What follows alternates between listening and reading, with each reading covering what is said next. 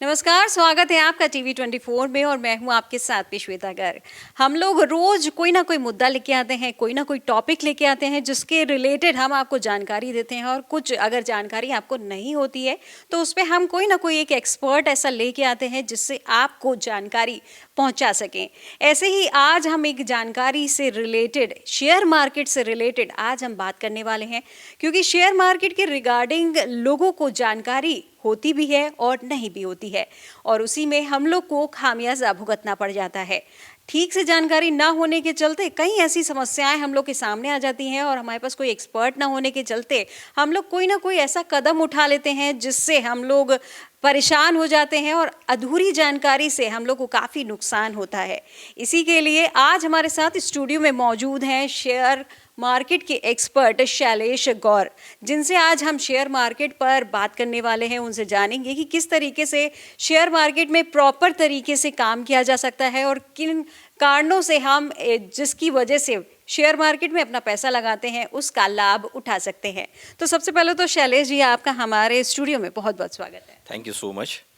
शैलेश जी, हम आज share market से बात करने वाले हैं। शेयर मार्केट में, क्योंकि शेयर मार्केट का नाम सुनते ही मेरे मन में तो ये आता है कि एक माया जाल टाइप का मुझे फीलिंग आती है। शेयर मार्केट के बारे में थोड़ा सा मैं चाहती हूँ कि पहले थोड़ा सा एक्सप्लेन करिए ताकि लोग शेयर मार्केट को बेहतर तरीके से जान पाएँ। देखिए, है क्या, आज के डेट में शेयर मार्केट बहुत ही ट्रेंडिंग टॉपिक है और हर इंसान इस पर कुछ ना कुछ बना रहा है। तो कुछ लोग नए नए लोग आते हैं और यूट्यूब वगैरह से देखते हैं, उसके बाद अपना स्टार्ट कर देते हैं। शेयर मार्केट जैसे मायाजाल की बात करें तो लोगों को लगता है कि इसमें पैसे तो बहुत हैं और रियलिटी भी यही है कि इसमें पैसे बहुत हैं, लेकिन कोई भी बिज़नेस करने के लिए आपको बिज़नेस का नॉलेज होना चाहिए। अगर आपको नॉलेज नहीं है, जैसे सपोज कि हम मीडिया में बैठे हैं और इस मीडिया के बारे में मुझे अगर नॉलेज नहीं और इस बिज़नेस को मैंने स्टार्ट कर दिया तो ये गैम्बलिंग हो गया, just like a share market. अगर आपको शेयर मार्केट करना है तो आपको शेयर मार्केट के बारे में प्रॉपर नॉलेज होना चाहिए, तभी आप उसमें एंटर कीजिए। अदरवाइज़ करना अगर आप करते हैं तो वो आपके लिए गैम्बलिंग होगा और आपका लॉस होगा। अच्छा शैलेश जी, कई बार ऐसा होता है कि शेयर मार्केट के दौरान एक ही दिन में पैसा खत्म हो जाता है, तो उससे हम कैसे बच सकते हैं? क्योंकि जानकारी होती नहीं है तो हम उसको मतलब मैनेज नहीं कर पाते हैं, तो किस तरीके से हम उससे कर सकते हैं? राइट, ये आपने बहुत अच्छा सवाल पूछा, क्योंकि 90% लोग ऐसे होते हैं जो अपना पैसा एक ही दिन में डुबा देते हैं। उसका रीज़न ये होता है कि हम लोग दूसरे से सुनते हैं, अपना डीमेट अकाउंट ओपन करते हैं, ट्रेडिंग अकाउंट ओपन करने के बाद उसमें पैसे डालते हैं और पैसे डाल के ट्रेड कर लेते हैं। एक होता है इसमें मार्जिन, लेवरेजेस जिसे बोलते हैं।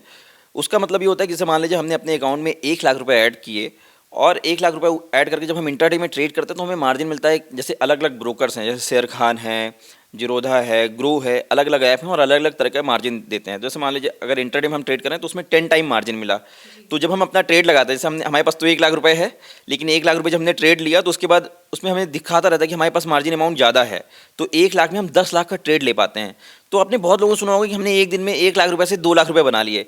तो वो 1 लाख रुपए से 2 लाख रुपए नहीं बनता है, वो 1 लाख रुपए का उन्होंने मार्जिन लिया 10 टाइम, वो 10 लाख रुपए का ट्रेड किया और 10 लाख के ट्रेड पे उनको प्रॉफिट हुआ। राइट, अब सपोज कीजिए कि 10 लाख का आपने ट्रेड लिया और उस पर 10% का नुकसान हो गया, तो क्या हुआ?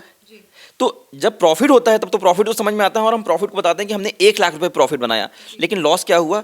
जब आपका 10 लाख रुपए, आपने 1 लाख रुपए में 10 टाइम मार्जिन लिया और 10 लाख का ट्रेड किया और 10 लाख के ट्रेड पे अगर आपको 8% का नुकसान हो गया तो मतलब 80,000 रुपये नुकसान हो गया।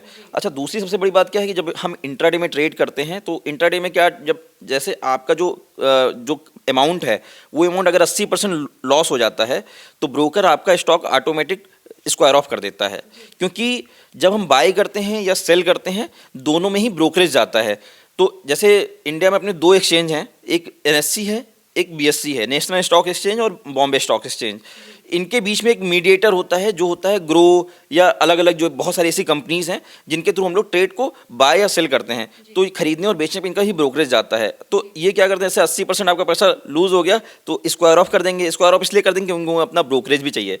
तो एंड डे में क्या हुआ, आपने 1 लाख रुपये लगाया, 8% नुकसान हुआ, सिर्फ 8%। लेकिन 8% का मतलब कितना हो गया? 80,000 रुपये, क्योंकि आपने ट्रेड 1 लाख पे मार्जिन 10 टाइम लिया। 10 लाख का ट्रेड हो गया, 10 लाख के ट्रेड पे 8% नुकसान हुआ, 80,000 का नुकसान हो गया। तो 80,000 का तो पहले तो आपको सीधा सीधा नुकसान हो गया। जैसे मार्केट क्लोज होएगा तो बाइंग और सेलिंग का जो ब्रोकरेज है अप्रॉक्स 8 से 10,000 रुपये वो भी कट जाएगा। तो 1 लाख रुपये में बचा क्या? हार्डली 10,000 रुपये। जनरली 90% लोग यही मिस्टेक करते हैं, उन्हें पता नहीं है कि हमें ट्रेड कैसे करना है और अपने अमाउंट को कैसे मैनेज करना है। तो एक दिन में लॉस होने का सबसे बड़ा रीज़न ये है, ठीक है। पहला ये तो हो गया इक्विटी मार्केट का, इक्विटी में कैश का था। एक है आज के डेट में बड़ा ट्रेंडिंग चल रहा है ऑप्शन ट्रेडिंग। हर इंसान जानता होगा कि ऑप्शन ट्रेडिंग के बारे में। ऑप्शन ऑप्शन ऑप्शन ऑप्शन क्या होता है? ऑप्शन में एक एक्सपायरी डेट होता है। तो जैसे मान लीजिए आज हमने कोई चीज़ खरीदा, मैं आपको एक एग्जांपल देता हूँ। जैसे मैं मंडी में गया और टमाटर का रेट बहुत ज़्यादा हाई चल रहा है, राइट। अब टमाटर का रेट अगर हाई चल रहा है तो टमाटर मान लीजिए हमने आज खरीदा और कल के डेट में टमाटर 80 रुपये का बिकना है। तो आज हमने खरीदा और टमाटर कल 80 रुपये में मार्केट में गया, 80 रुपये में हो सकता है वहाँ पे सप्लाई ज़्यादा हो गया और डिमांड कम हो गया, तो टमाटर का रेट हो गया 70 रुपये या 50 रुपये। तो हमने सोचा कि नहीं, मैं 2 दिन और वेट कर लूँगा, उसके बाद मैं जाके बेचूंगा। लेकिन अगर मान लीजिए एक हफ्ते बाद मैं बेचने गया तो टमाटर वहाँ बचा रहेगा, सड़ जाएगा, टमाटर सड़ जाएगा। जब सड़ जाएगा तो उसकी वैल्यू खत्म हो जाएगी। सेम ऐसे है एक्सपायरी। एक्सपायरी में क्या, जैसे ऑप्शन में क्या हो, जैसे एक्सपायरी डेट होता है तो जैसे अलग अलग ऑप्शन होते हैं। अगर हम बैंक निफ्टी की बात करें तो वो वीकली एक्सपायरी होता है। तो हर वीक में जैसे उसका जो है थर्सडे एक्सपायरी डेट होता है, तो एक्सपायरी वाले दिन पे उसका अमाउंट जीरो हो ही जाना है। तो जिस समय खरीदा आपने उसके बीच में आपने एक पीक टाइम पे बेच दिया, अगर नहीं बेचा सही समय पे तो वो 100% जीरो हो जाएगा। तो बहुत सारे लोग इसमें पैसा लूज करते हैं। तो एक ये सबसे बड़ा रीज़न है कि एक ही दिन में पैसा अपना जीरो कर लेने का। अच्छा शैलेश जी, अभी आपने बहुत सारे शेयर्स की बात की, ट्रेडिंग की बात की है, उसमें आपने एक इंट्राडे की बात करी और एक ऑप्शन ट्रेड की बात की है। तो वो मतलब इन दोनों में एक तो डिफरेंसेस हैं, एंड अगर मुझे करना पड़े तो कौन सा मेरे लिए बेस्ट रहेगा? इंट्राडे बेस्ट रहेगा या ऑप्शन? मतलब क्या मुझे करना चाहिए? देखिए है क्या, इंट्राडे ऑप्शन ट्रेडिंग है अच्छी चीज़ें, लेकिन मैं ये आपको सजेस्ट नहीं करूँगा। जैसे अगर हम लोग मान लीजिए जब हम किसी स्कूल में जाते हैं तो हम एक नर्सरी से अपना पढ़ाई स्टार्ट करते हैं, नर्सरी, केजी, फिर क्लास 1, क्लास 2, क्लास 3। तो ये जो इंट्राडे और ऑप्शन ट्रेडिंग है ना, ये ग्रेजुएशन के लेवल की चीज़ें हैं। लेकिन लोग क्या करते हैं, डे 1 में स्टार्ट कर देते हैं। तो मैं ये बिल्कुल सजेस्ट नहीं करूँगा, ये काफ़ी ही रिस्की मार्केट होता है। आपको अगर स्टार्ट करना है, आप प्रॉपर रिसर्च कीजिए, एनालिसिस कीजिए और इन्वेस्टमेंट मोड पे जाइए इनिशियल। जब आपको एक बार समझ में आ जाए कि हमारा ट्रेड सही होने लगा है, तब आप इंट्राडे पे आइए। लेकिन इंट्राडे के लिए आपको टेक्निकल नॉलेज होना बहुत ज़रूरी है। तो टेक्निकल आपका जब तक स्ट्रांग नहीं होगा तब तक आप इंट्राडे ट्रेड नहीं कर सकते हैं। तो अभी शैलेश जी ने बताया कि इंट्राडे और ऑप्शन ट्रेड जो होते हैं वो एक ग्रेजुएशन लेवल का एक ट्रेडिंग बताया है। एक सामान्य, एक आसान भाषा में उन्होंने उसको डिफाइन किया है। उसका उनका कहना है कि अगर कोई ट्रेडिंग करना चाहते हैं तो पहले स्टार्टिंग उसके लिए अच्छे से रिसर्च करिए और किसी एक्सपर्ट की जानकारी में होते हुए ही आप उस ट्रेडिंग का काम करें, और अगर आपको जानकारी नहीं है तो उस ट्रेडिंग पर काम ना करें। फिलहाल मैं आपसे एक स्टॉक मार्केट में बड़े लॉस हो जाते हैं, तो वो कैसे हो जाते हैं उसके बारे में भी बताएं। जैसे स्टॉक मार्केट में लॉस होने का रीज़न क्या होता है ना, एक तो होता है ग्रीड और फियर, ठीक है। लोगों के अंदर डर और लालच जो है ये लॉस कराने का सबसे बड़ा रीज़न होता है। कई बार होता है जब नए ट्रेडर्स आते हैं, हमने 100 रुपये का कोई चीज़ लिया और हमको लगा कि भाई हम 10 रुपये, जैसे हमारा बढ़ जाएगा 110 रुपये में हम बेच देंगे, ठीक है। लेकिन 100 रुपये की चीज़ हमने 1000 क्वांटिटी परचेज़ कर लिया। तो 100 रुपये का अगर हमने 1000 क्वांटिटी परचेज़ किया, 1 लाख का हमने परचेज़ कर लिया फॉर एग्जांपल। अब जो 100 रुपये की चीज़ है वो 98 रुपीज़ में हो गई। तो जो रिटेलर है वो क्या करेगा, उसे एवरेज करने में लग जाएगा। तो 98 रुपीज़ में बाय कर लेगा अगेन। तो 98 रुपीज़, पहले 1000 क्वांटिटी था, फिर उसमें 1000 क्वांटिटी और ऐड कर दिया। तो 98 रुपीज़ का अगर बाय कर लिया तो क्या हो गया, एवरेज उसका अमाउंट आ गया 99 रुपीज़। अब लेकिन क्वांटिटी कितना हो गया, क्वांटिटी हो गया डबल, 2000 हो गया। तो पहले जो लॉस हो रहा था वो तभी भी 1000 क्वांटिटी पे 2000 रुपये का लॉस हो रहा था, अब 2000 क्वांटिटी पे 2000 रुपये का लॉस हो रहा है। अब फॉर एग्जांपल ये तो स्टॉक मार्केट है, डिमांड सप्लाई का गेम है। अगर वहाँ पे सप्लाई ज़्यादा हो गया और 2 रुपये और नीचे आ गया, तब क्या करेंगे? उस सिचुएशन में लोग क्या करते हैं, फिर अगेन एवरेज कर लेते हैं। तो जहाँ पे लोग एवरेज करने के चक्कर में क्वांटिटी अपना बढ़ाते चले जाते हैं, वहाँ पे लोग बहुत बड़ा लॉस लेने के चांसेस वहाँ पे बढ़ जाता है, राइट। तो आपने बहुत लोगों ने सुना होगा कि एक ही दिन में इनका पैसा लूज हो गया। तो एक ही दिन में पैसा लॉस होने का सबसे बड़ा रीज़न यही है कि अपने ट्रेड पे कंट्रोल ना होना और फियर और ग्रीड के चक्कर में उनके अंदर एक लालच होती है कि भाई ये बढ़ेगा। जैसे मैं आपको एक बहुत बेसिक शब्दों में बताऊं कि सबसे इंपॉर्टेंट चीज़ अगर ये किसी ने समझ लिया तो स्टॉक मार्केट में कभी भी लॉस नहीं करेगा। जैसे मान लीजिए हमारी उंगली में चोट लग गया और हमारी ये उंगली सड़ गई, ठीक है। मैं डॉक्टर के पास गया, डॉक्टर ने कहा भाई आपकी उंगली सड़ गई है, इसे आप काट के फेंक दीजिए, अदरवाइज़ क्या होगा, हाथ खराब हो जाएगा। लेकिन मुझे अपनी उंगली से प्यार है, तो मैंने उंगली नहीं काटा। फिर उंगली क्या हुआ, उंगली सड़ गया। 10 डेज़ के बाद मैं डॉक्टर के पास गया तो डॉक्टर ने कहा भाई आपका हाथ सड़ गया है, अब अगर आपने हाथ नहीं कटवाया तो आपका शोल्डर भी चला जाएगा। अगर उस समय मुझे अपने हाथ से प्यार रहा तो क्या होएगा, अगले 15-20 दिनों में हाथ भी हमारा सड़ जाएगा। और यही चीज़ स्टॉक्स में है।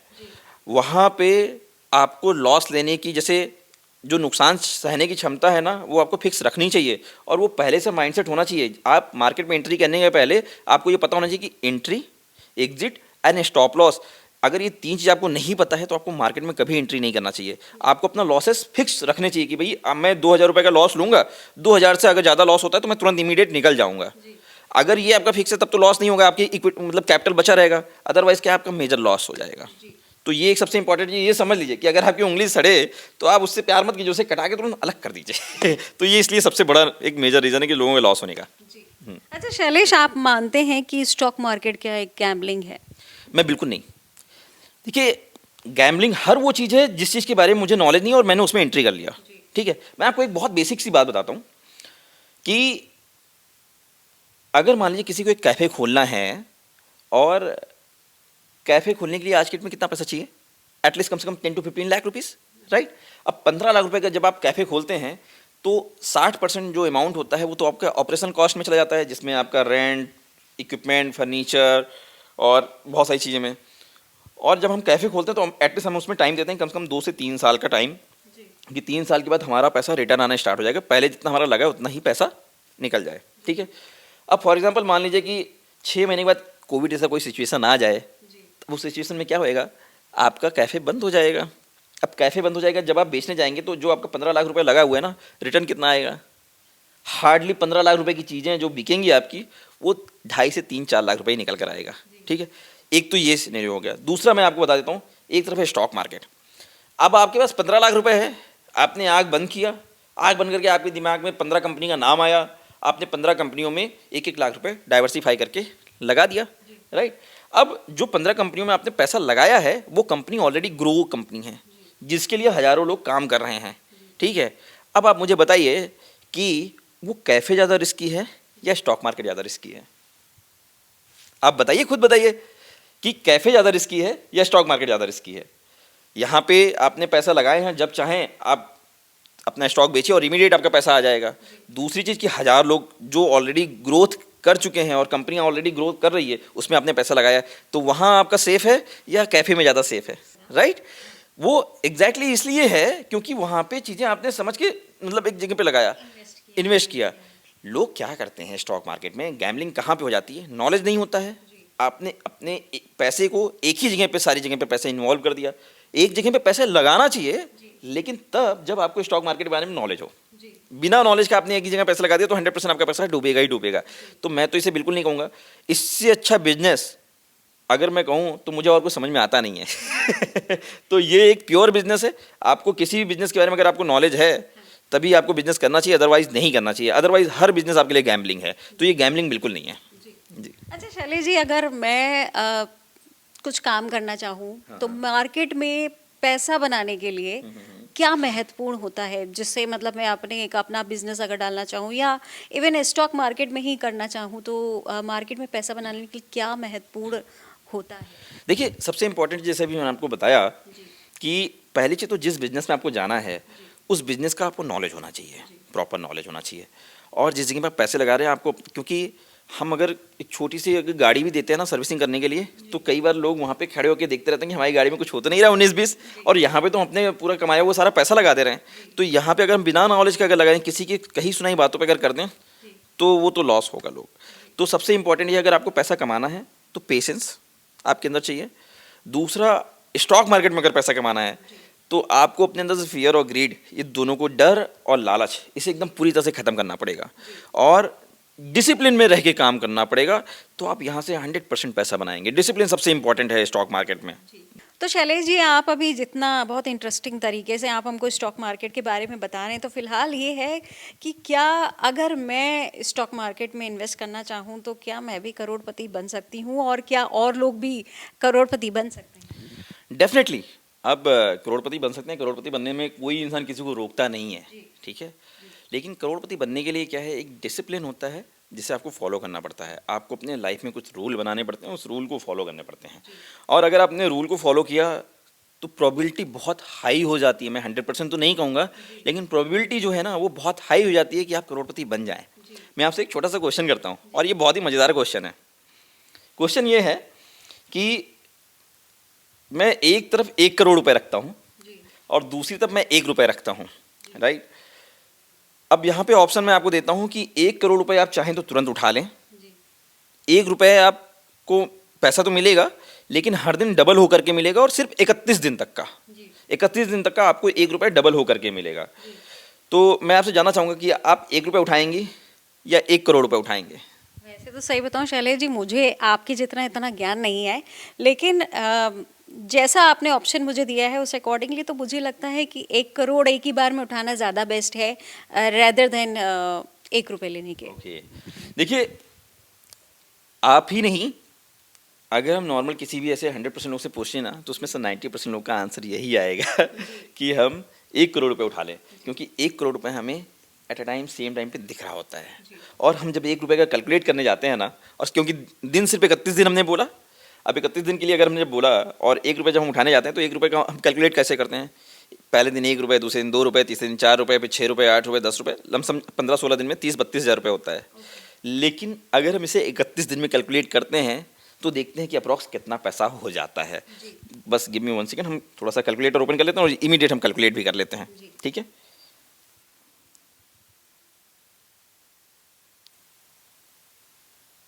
ये मैं ऐसे ही आपको मोटा मोटा बता दूं कि कैलकुलेशन में थोड़ा सा टाइम लग रहा है, लेकिन मैं आपको बता दूं कि 31 दिन में जो 1 रुपये है वो मोर देन 107 करोड़ रुपए से ज़्यादा का अमाउंट हो जाता है।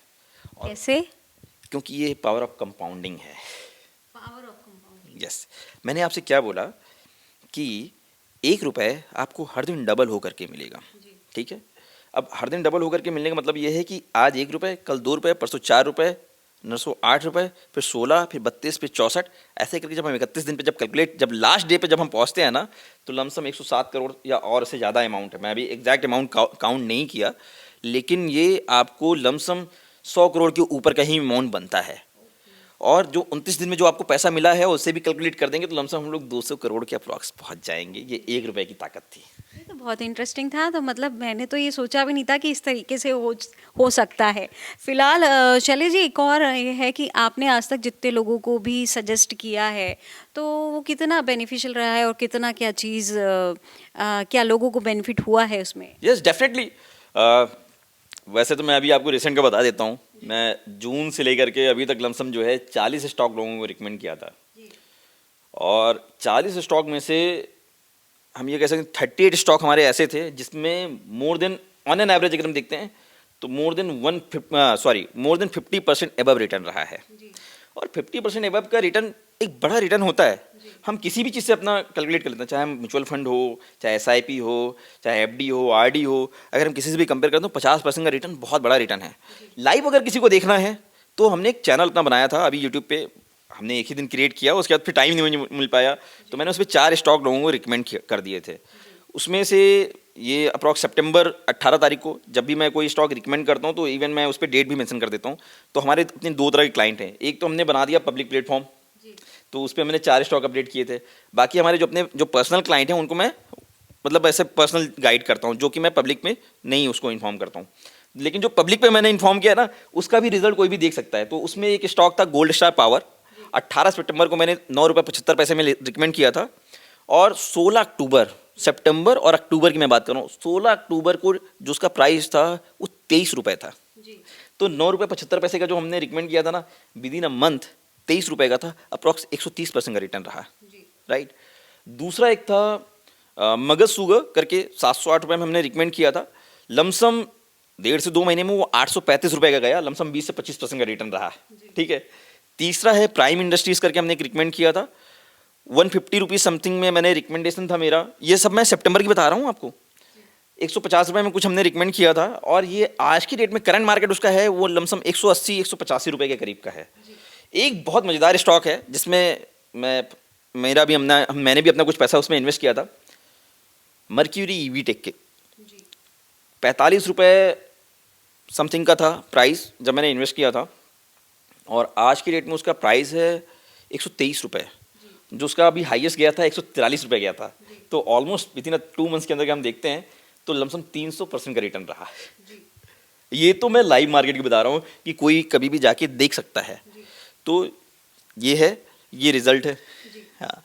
अच्छा शैलेश जी, वैसे तो जैसे स्टॉक मार्केट के रिगार्डिंग तो बहुत ज़्यादा हमें स्टडी करनी पड़ती है, बहुत ज़्यादा उस पर ध्यान देना पड़ता है, लेकिन हाल ही में जो यंगस्टर्स हैं, जो मोस्टली लोग जो हैं वो म्यूचुअल फंड और एसआईपी पे बहुत ज़्यादा जा रहे हैं, और एसआईपी और म्यूचुअल फंड में, क्योंकि उनको लगता है कि उसमें बहुत ज़्यादा ध्यान देने की ज़रूरत नहीं पड़ती है ना एसआईपी, क्योंकि हर महीने हमारी एक फिक्स अमाउंट जो होती है वो एडिट हो जाती है हमारे अकाउंट से, एंड देन फिर ये है कि उसका वो ग्रोथ उसके अकॉर्डिंगली चलता रहता है। तो ये मैं जानना चाहती हूँ कि ये किस हद तक सही रहता है इसमें निवेश करना। देखिए, अगर आपको निवेश के बारे में आइडिया नहीं है और नॉलेज अगर कम है, तब आप एसआईपी और म्यूचुअल फंड में कर सकते हैं। लेकिन अगर आपको निवेश के बारे में नॉलेज है और अपने फंड से ज़्यादा पैसा आप अर्न करना चाहते हैं, तब आपको खुद से अपने इन्वेस्ट को करना पड़ेगा। अब म्यूचुअल फंड होता क्या है? म्यूचुअल फंड क्या है? एक बकेट ऑफ स्टॉक होता है। कई स्टॉक को वो बकेट बनाते हैं और उसमें इन्वेस्ट कर देते हैं। जब आपको कई स्टॉक में जब आप बकेट बना के करते हैं तो वहाँ पर रिस्क तो कम हो जाता है, लेकिन प्रॉफिट रेशियो कम हो जाता है, तो बहुत ज़्यादा पैसा आप नहीं बना सकते।